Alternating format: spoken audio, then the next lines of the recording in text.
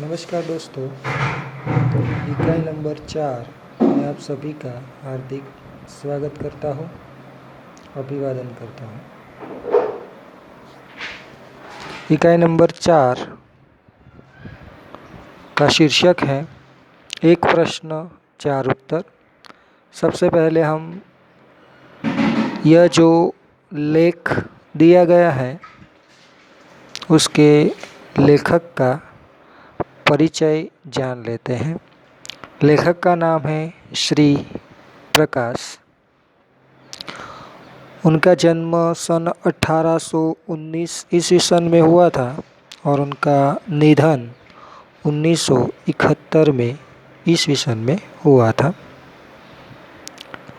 श्री प्रकाश हिंदी के जाने माने साहित्यकार हैं। साहित्यिक रचनाओं में अपना योगदान उन्होंने दिया है।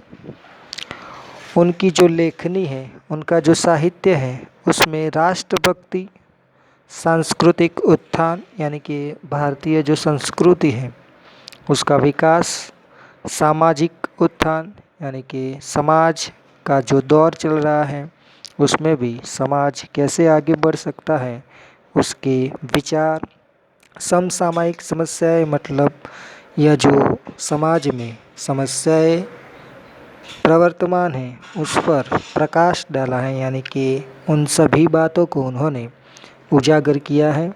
उनकी जो भाषा है सरल एवं सहज है, हम सभी लोग सहजता से समझ सकते हैं।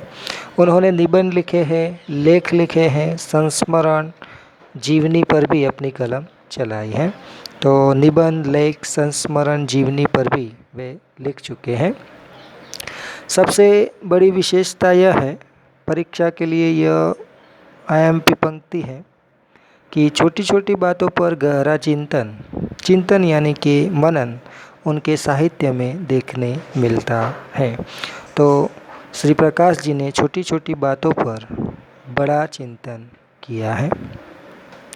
प्रस्तुत पाठ में श्री प्रकाश द्वारा पूछे गए एक ही प्रश्न का उत्तर चार महानुभावों ने अपने अपने ढंग से दिया है।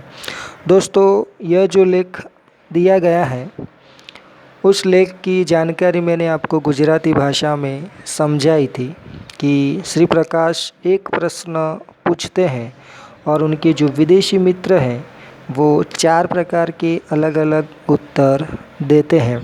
तो पूछे गए प्रश्न का चार महानुभावों ने अपने अपने ढंग से उत्तर दिया। ढंग मतलब रीत से। हमारा देश तभी उन्नति कर सकता है जब देश का प्रत्येक नागरिक पूर्णतः ईमानदारी, लगन एवं निष्ठा के साथ अपना छोटे से छोटा कार्य करेगा। दोस्तों, हम भारतीय हैं, हम भारतीयों के लिए ये एक आवश्यक बात है कि हम जब पूरी ईमानदारी, निष्ठा, लगन यानी कि उत्साह के साथ हमारा छोटा या बड़ा जो भी काम है वो करेंगे, तभी हमारा विकास होगा, साथ ही साथ हमारे समाज का और देश का उत्थान और विकास होगा। तो यहाँ पर श्री प्रकाश यही बात बता रहे हैं कि हमारा देश तभी उन्नति यानी कि प्रगति कर सकता है जब देश का प्रत्येक नागरिक पूर्णतः ईमानदारी से, लगन एवं उत्साह से एवं निष्ठा के साथ अपना छोटे से छोटा कार्य करेगा। यही चारों महानुभावों के द्वारा दिए गए उत्तरों का निष्कर्ष है। निष्कर्ष मतलब सार, निचोड़ जिसे हम कहते हैं।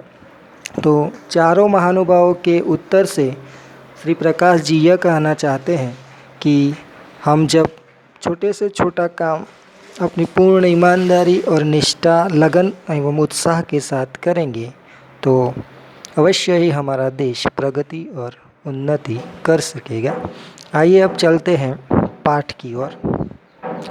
लेखक अपनी बात बता रहे हैं, सबको ही कुछ न कुछ खप्त होता है। देखिए, परीक्षा के लिए IMP शब्द है, समानार्थी शब्द है इसका खप्त यानी कि धुन। दूसरा शब्द लगन। तो सबको ही कुछ न कुछ खप्त होता है। मुझे भी कई बातों का खप्त है। खप्त यानी कि मुझे भी कई बातों की धुन होती है।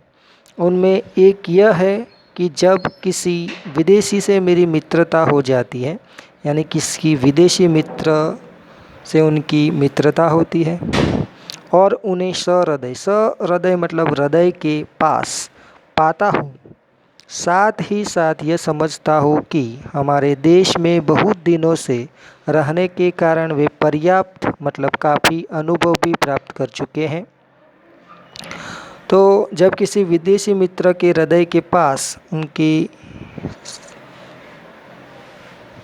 जोड़ी जब बन जाती है और साथ ही साथ ये जो विदेशी मित्र है वो बहुत दिनों से हमारे देश में रहने के कारण हमारी जो भारतीय संस्कृति है, हमारे जो आचार विचार हैं, हमारी जो रीत भात हैं, उन सभी से वे पर्याप्त अनुभव प्राप्त कर चुके होते हैं।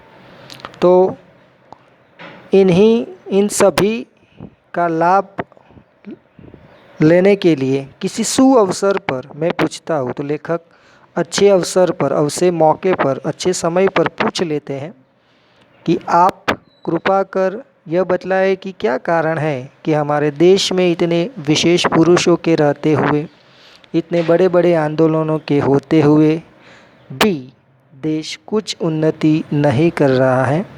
ऐसा मालूम होता है कि हम ज्यों के त्यों पड़े हुए हैं। तो लेखक काफ़ी वास्तविक प्रश्न पूछ रहे हैं हमारे देश का कि आप हमारे देश में काफ़ी समय से यहाँ पर निवास कर रहे हैं, काफ़ी पर्याप्त अनुभव भी आप प्राप्त कर चुके हैं। तो मेरे ये प्रश्न का कृपा करके उत्तर बतलाए कि मेरे देश में विशेष पुरुष यानी कि महान विभूति हो गई हैं, कई महान नेताएं हो गए, उनके द्वारा बड़े बड़े आंदोलन भी हो गए, फिर भी हमारा जो देश है वो उन्नति क्यों नहीं कर रहा है, प्रगति क्यों नहीं कर रहा है। हमें ऐसा लगता है, मालूम होता है कि हमें ऐसा लगता है कि हम ज्यों का त्यों पड़े हुए हैं, मतलब हम पहले जिस स्थिति में थे वैसे ही स्थिति में आज पड़े हुए हैं। अवश्य ही हमारे मित्र इससे चकित होते हैं।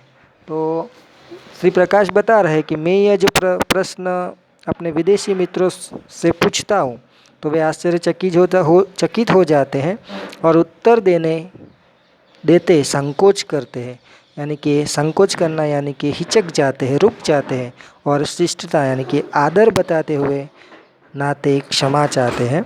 तो मुझे वो क्षमा चाहते हैं कि कृपया करके ऐसा प्रश्न हमें मत पूछे, पर मैं उन्हें छोड़ता नहीं। लेखक उनको छोड़ता नहीं यानी कि उनको उत्तर देने के लिए बाध्य करता हूँ। बाध्य यानी कि विवश।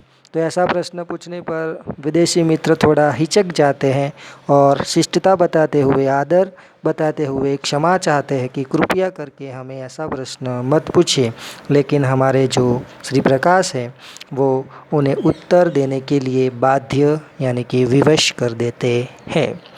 तो देखिए हमारे श्री प्रकाश के पहले मित्र कौन से हैं और उन्होंने कौन सा जवाब दिया। मेरे पहले मित्र एक वृद्ध ईसाई पादरी है। परीक्षा के लिए आईएमपी है कि पहला मित्र कौन था, तो वृद्ध ईसाई पादरी। पादरी यानी कि हमारे यहाँ जो पंडित होते हैं, हिंदू धर्म में पंडित होते हैं, ईसाई धर्म में पादरी।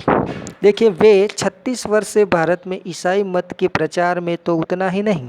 तो देखिए ये भी आईएमपी आपको याद रखना है कि कितने साल से यहाँ पर वे रह रहे हैं, यानी कि 36 वर्ष से भारत में ईसाई मत के प्रचार में उतना ही नहीं, पर सपत्नीक, देखिए सपत्नीक मतलब पत्नी के साथ देश के दरिद्र यानी कि गरीब नर नारियों की सामाजिक सेवा में लगे रहे हैं। तो ये जो वृद्ध ईसाई पादरी मित्र हैं वे 36 साल से यहाँ पर ईसाई मत का प्रचार ज़्यादा नहीं कर रहे हैं, लेकिन अपनी पत्नी के साथ भारत के जो गरीब नर नारी हैं उनकी सामाजिक सेवा कर रहे हैं।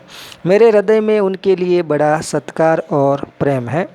उनका उत्तर थोड़े में यह है, यानी कि लेखक ने ये जो प्रश्न पूछा कि विशेष पुरुषों के रहते हुए, बड़े बड़े आंदोलनों के होते हुए देश विकास नहीं कर रहा है, हम ज्यों का त्यों पड़े हुए हैं। तो ये वृद्ध ईसाई पादरी ने उत्तर दिया, उनका उत्तर थोड़े में यह है कि तुम लोग अपने काम में गर्व नहीं लेते।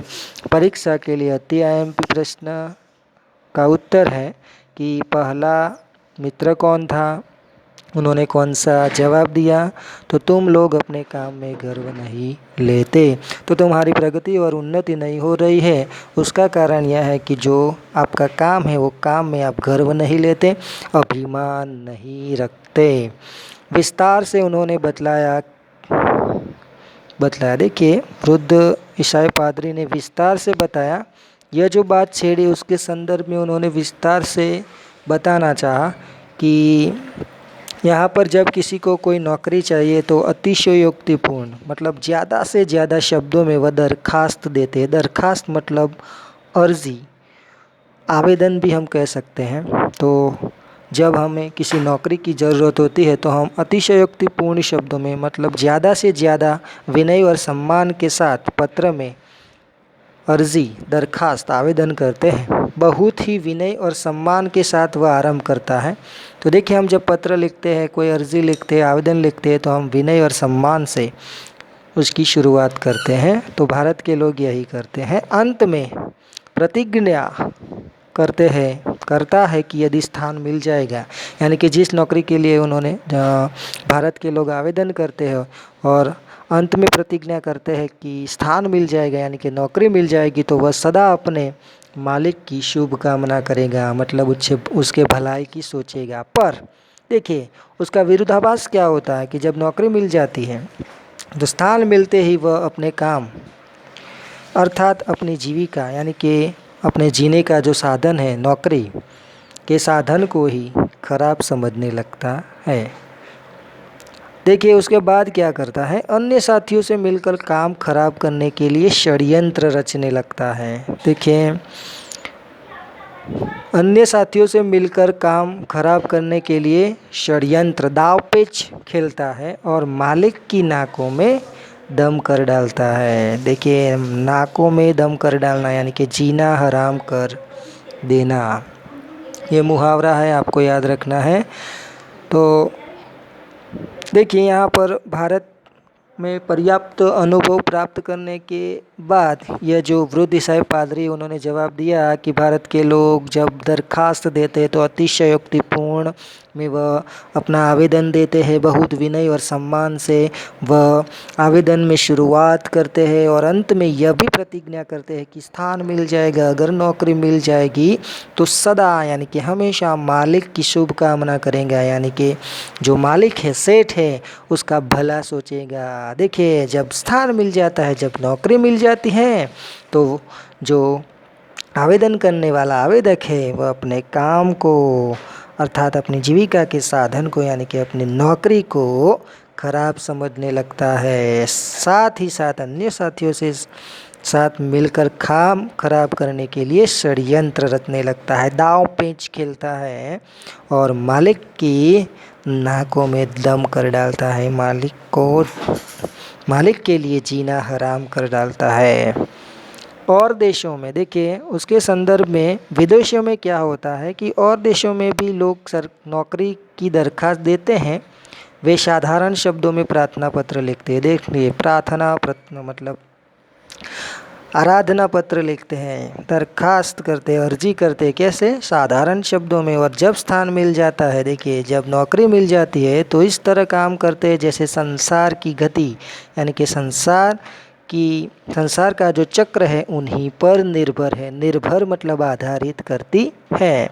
तो देखिए, अन्य लोग यानी कि विदेशी लोग क्या करते हैं, साधारण शब्दों में अब आवेदन देते हैं, प्रार्थना पत्र देते हैं, अर्जी पत्र देते हैं और जब स्थान मिल जाता है यानी कि नौकरी मिल जाती है तो वे अपने काम में गर्व लेते हैं कि यदि मैं काम छोड़ दूंगा तो यह जो संसार की गति है, संसार का जो चक्र है वह रुक जाएगा और ये काम उन्हीं पर निर्भर है। तो वह अपने काम को ज़्यादा महत्व देता है, अपने काम पर गर्व करता है और वे यदि काम छोड़ दे तो संसार डूब जाएगा, यानी कि संसार का जो जीवन निर्वाह है, संसार का जो चक्र है वो बंद हो जाएगा और लोगों की जो प्राथमिक सुविधाएं हैं वो अस्त हो जाएगी। तो इस प्रकार वह अपने काम पर गर्व लेते हैं कि नहीं, मुझे नौकरी नहीं छोड़नी चाहिए, मुझे नौकरी पर घर पर नहीं रहना चाहिए, सारा जो व्यवहार है वो मेरे काम पर ही निर्भर है। यदि मैं नौकरी छोड़ दूंगा या नौकरी में दाव पेच खेलूँगा तो सारा जो संसार है वह डूब जाएगा। तो यह है हमारे भारत की विचारधारा और यह है विदेशी विचारधारा। तो बात इस पादरी मित्र ने बहुत ठीक कही। तो देखिए, लेखक ने ये जो बात बताई उससे यह जो वृद्ध ईसाई पादरी ने जो बात बताई वो ठीक है। इस बात पर हमारे जो श्री प्रकाश है वह सहमत है कि बहुत ठीक कही, हमें अपने काम का गर्व नहीं है। तो यह श्री प्रकाश स्वीकार करते हैं कि हमें अपने काम पर गर्व नहीं है। दुख तो इसका है कि मुल्क की परंपरा में अपने काम का गर्व करने का आदेश है। यानी कि मुल्क यानी कि प्रदेश, हमारी जो भारतीय संस्कृति है उसमें कौन सी परंपरा है, रीत बात है कि काम का गर्व करना आदेश है। यानी कि हम जो काम करते हैं उसमें हमें हमारा गर्व होना चाहिए। जाति भेद इसी पर निर्भर करता है। तो देखिए, यहाँ पर भारतीय संस्कृति में जो जाति भेद का उत्थान हुआ है, जाति भेद निकला है, वह इसी परंपरा पर निकला है। एक जाति का आदमी दूसरी जाति के आदमी द्वारा अपना मान मर्यादा नहीं चाहता। तो देखिए, हर एक भारतीय संस्कृति में हर एक जाति का व्यक्ति अपनी ही परंपरा को आगे लेकर चलता है, लेकिन दूसरी जाति की परंपरा को, दूसरी जाति के काम को वह अपनाता नहीं है और वह अपनी ही जाति में मान मर्यादा चाहता है। वह अपनी जाति वालों के बीच अपना उपयुक्त पद और स्थान चाहता है। तो देखिए, हमारे भारत देश में क्या होता है कि हम अपनी ही जाति वालों के बीच में हमारा उच्च स्थान प्राप्त हो, अच्छा पद मिले और मान सम्मान मिले, अच्छा स्थान मिले, यही चाहते हैं। यह अपनी जीविका के साधनों का बड़ा आदर सत्कार करता है। तो यह देखिए, हमारी परंपरा में क्या है कि हमारे जो जीने के साधन हैं उन्हें हम भारतीय पौराणिक परंपरा में उनका आदर और सत्कार करते थे। बढ़ई अपने औजारों की और दुकानदार अपनी बहियों की निश्चित तिथियों पर पूजा करता है। तो देखिए, बढ़ई यानी कि जो सुथार है वह अपने औजारों की, अपने जो हथियार हैं वो हथियारों की, और दुकानदार जो व्यापारी है वह अपनी बहियों मतलब पुस्तकों की निश्चित तिथि मतलब तारीख पर पूजा करता था। आज भी हम हमारे जब त्यौहार आता है लक्ष्मी पूजन, तो उस समय हम दिवाली के समय में हमारी जो बहिया होती है उसकी पूजा करते हैं। पर लंबी दास्ता, देखिए हमारे देश में अंग्रेज़ों का राज था, तो हमारे देश पर अंग्रेज़ों ने राज किया, तो लंबी गुलामी के कारण हम अपनी परंपरा को भूल गए हैं। तो हमारी जो परंपरा थी, हमारी जो रीत भात थी, हमारी संस्कृति थी, वह हम भूल चुके हैं। हम अपना काम छोड़कर दूसरों का काम उठाते हैं। तो आज यह परंपरा हमारी लुप्त हो गई है और दूसरों का काम हमने अपना लिया है। साथ ही साथ क्या हुआ है, एक काम छोड़कर दूसरा काम लेते हैं। देखिए, एक काम पूरा ही नहीं होता है और हम दूसरा काम ले लेते हैं। हम अपनी असफलता का दोष दूसरों को देते हैं। अगर हम नाकामयाब होते, असफल होते हैं तो उसका जो दोष है दूसरों पर ढा देते हैं, स्वयं दुखी रहते हैं। तो देखिए, असफलता मिलने पर हम दुखी हो जाते हैं, दूसरों को भी दुखी करते हैं। तो हम दुखी है तो हमारे साथ साथ अन्य लोग भी दुखी हो जाते हैं। तो काम में असफलता के कारण खुद तो दुखी होते हैं और दूसरों को भी दुखी करते हैं। कोई काम ठीक न कर सकने के कारण अपने को खराब करते हैं। तो देखिए, हम कोई काम ठीक तरीके से नहीं कर पाते, क्योंकि एक काम अधूरा छोड़कर दूसरा काम ले लेते हैं। तो अपने को क्या समझते हैं, खराब समझते हैं, काम को भी खराब समझ लेते हैं। देखिए, अपने आप को तो दोष देते हैं, साथ ही साथ जो काम करते हैं वो काम को भी हम खराब समझने लगते हैं। स्वधर्म निधन श्रेय, देखिए भारतीय संस्कृति में यह जो सुवाक्य है वो काफ़ी चर्चित था कि अपना धर्म कर्तव्य करते हुए मर जाना श्रेयकर है। श्रेयकर मतलब अच्छा है, यह आदेश हम भूल गए हैं। तो पौराणिक परंपरा में यह जो वाक्य था, यह जो विधान था, वो भारतीय संस्कृति में काफ़ी चर्चित था, लेकिन यह जो आदेश है, यह हुक्म है, हम भूल गए हैं, हमें अपने काम में गर्व नहीं है। तो स्वाभाविक ही सही बात है कि हम अपने काम में अभिमान नहीं करते, हम अपने काम को ठीक यानी कि अच्छा नहीं समझते। तो यह जो पहला वृद्ध ईसाई पादरी हैं, उसके जवाब से लेखक संतुष्ट है और उसके संदर्भ में ये जो चर्चा हुई वो सही मायनों में सही उचित जान पड़ती है। तो चलिए अब दूसरे वीडियो में मिलेंगे। जय हिंद, जय भारत, जय चाणक्य।